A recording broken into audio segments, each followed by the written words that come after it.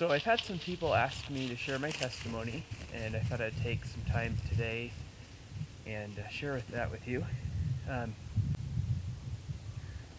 I grew up in the truth, and my parents grew up in the truth.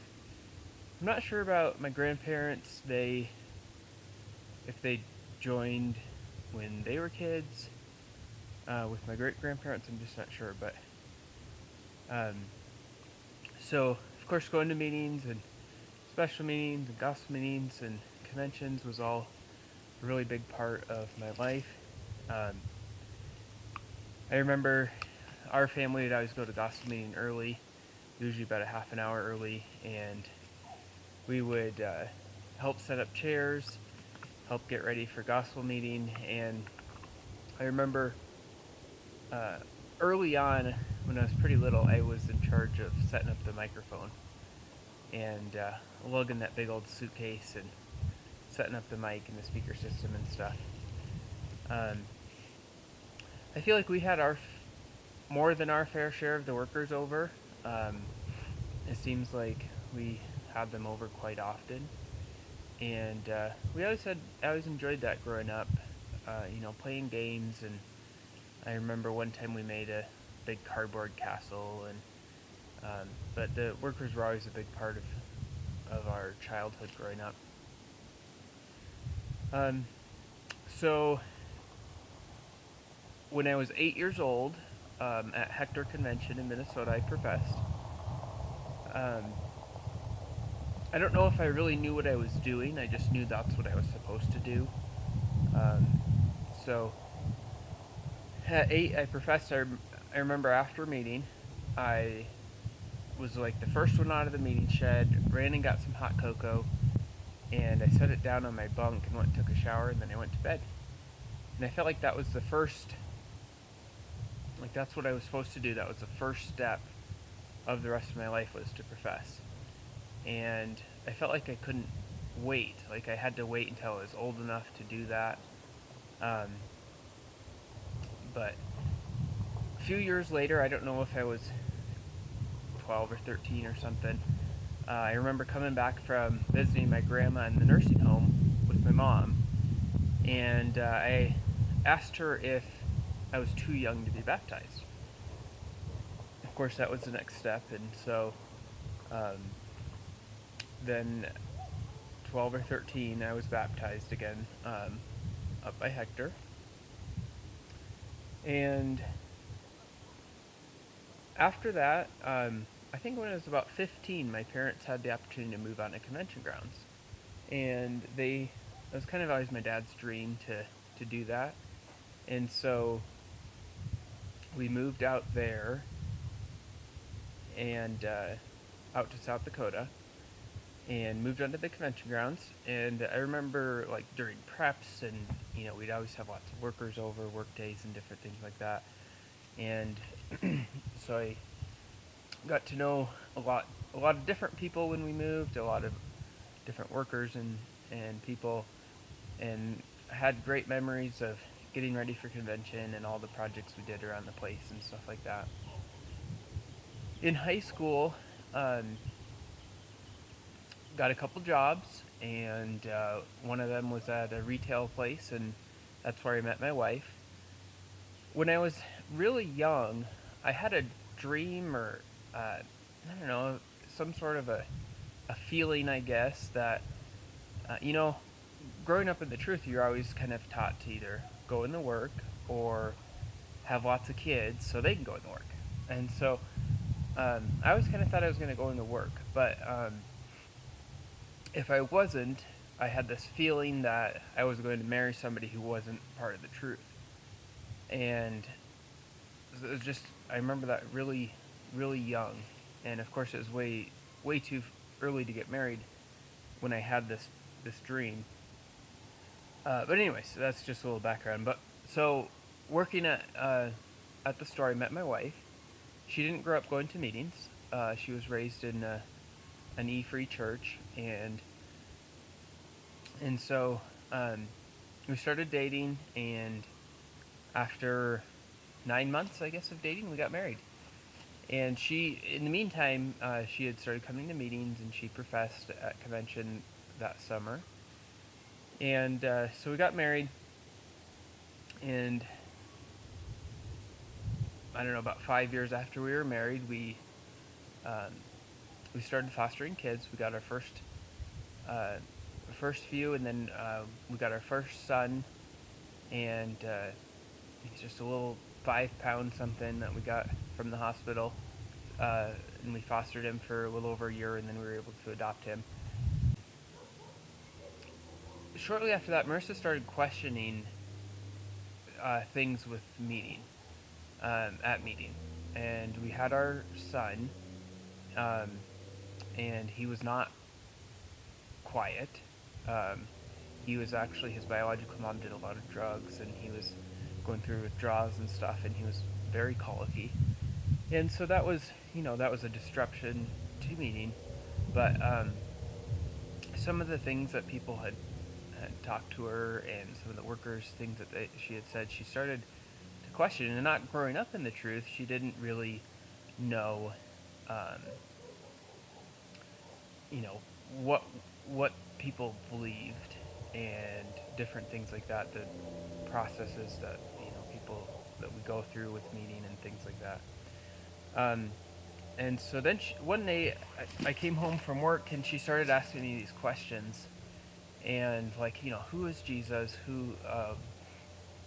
Why is he important? Who is God? Different doctrinal things. How you're saved? How you get to heaven? And all these different questions.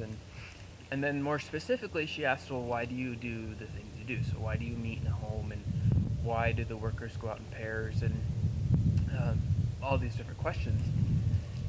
And I tried to answer them. I know I deflected a lot, but I remember that in high school, the workers had gone through a Bible study with us on why we believe what we believe, and different things like that. So I had this whole list of Bible verses.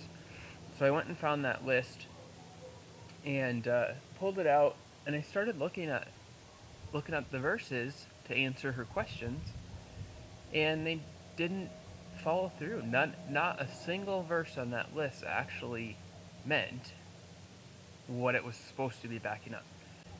If you just went to the beginning of that verse and put that verse in context with the chapter and the book, and everything, it didn't like it didn't make sense.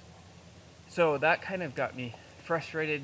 Started getting me questioning some things, because here I thought I had it all figured out, and all the answers were there, and the Bible was on our side, because the Bible says that this is what we do. But things just started to kind of fall apart, as far as trying to answer those questions. So that was kind of the start. And then, another big part of questioning, different things was, um, we were told not to listen to Christian music, because it was just worldly. People, they were just doing it for the money or the fame. And after a long time, um, I decided, hey, I'm just going to turn on the radio and just see what these songs are actually saying. And so I turned the radio on, and the song that was playing was called "Steal My Show," and it was a song talking about God getting the glory for the artist singing the song. And I was just like, that was the answer to what I thought was wrong. It wasn't just by chance that was the song that was playing when I turned the radio on that day. So we kind of went back and forth. My wife and I would go back and forth about, trying to, these questions and different things. I was still going to meetings. She had left going to meetings and started going back to the church that she grew up in. And so, Sundays we'd come home, and like, there's a lot of tension, and she'd try to ask me questions, and I'd just try not to answer her, because, I didn't have the answers, but I knew that there was something there where I didn't have the answers, and that was the problem. But anyways, so finally one night, it came to the point where in my mind, and whether this is right or wrong, I don't know, but in my mind, um, I had to find out what the truth was. And I was thinking, so I either stopped going to meetings, and it had been so conditioned and ingrained in my brain that if I stopped going to meetings, I was going to go to hell. And so if I stopped going to meetings, and then I was going to go to hell. Or um, if I, get a divorce from my wife, which I didn't want to do, um, and then have the chance to go to heaven, but I know the Bible says don't get a divorce. So in my mind, I was very conflicted on, obviously eternity is more important than anything on this earth, and so I wanted to make sure that I knew I didn't make, you know, the biggest mistake of my life and go to hell. And so one night I came home from work, I was laying in bed, and I just decided I was going to pray and ask for the truth. I've prayed thousands of times before, but I was just probably mostly just muttering off things that I had heard other people say, things that I thought I should pray for. But this night was different. I prayed probably for the first time, for real, in my life. And I was laying in bed, looking up at the ceiling, and I just prayed for God to show me the truth. I just prayed that I said, I can't do this anymore.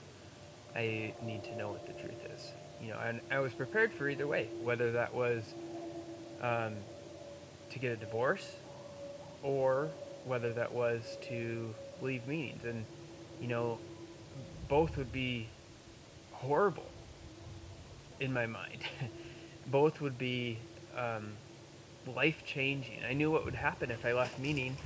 You know, you everybody thinks you're going to hell, and so and I didn't want to get divorced. I love my wife, and so, anyways, I prayed with that, with ready to let go of everything. Whatever that was, I didn't know what it was, but I was ready. And so I prayed, and I asked, what's the truth? And almost instantly, as if God was just waiting for me to ask that question, he said, well, so I was laying there in bed, and I saw this vision, and then this isn't anything mystical or whatever, but it was this diamond, this perfect diamond, and it was spinning, and there was light radiating out of it. And pretty soon I couldn't see the diamond anymore, but there's just this bright white light. It just got brighter and brighter and brighter, and I truly see that I saw a little bit of God's glory that day.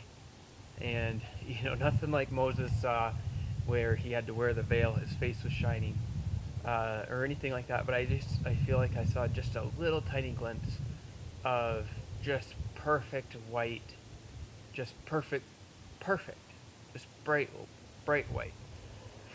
And as I was seeing that, Jesus just simply said, and he didn't say anything specific to me. He didn't say, David, this is the answer, or anything like that.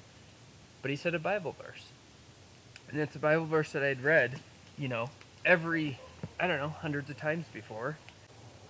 That he said is John 14:6. He said, I am the way, the truth, and the life. No one comes to the Father except through me. And it was just like, a light went off, literally. And I had read that verse dozens of times before, but I realized what it's saying, that Jesus is the way. Nothing else. It's not your religion. It's not going to meetings. It's not going to meetings early so you can help set up chairs, going to preps, doing all these good works. It's nothing that gets you to heaven besides through Jesus. And Jesus is the only way. And so it's just, like at that time, I just realized, wow, everything is just changed. Everything that I ever thought was real in reading the Bible had a completely new meaning.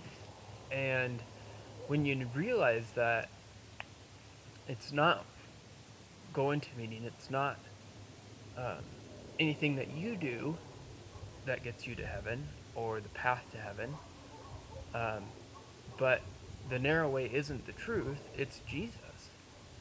And so when you read the Bible with those lenses on, it just opens up a whole new Bible and a whole new meaning to everything. And so after that, um, I started reading a lot, reading the Bible a lot. It took me a long time to come out of everything that I had been taught growing up. And yours went through some depression.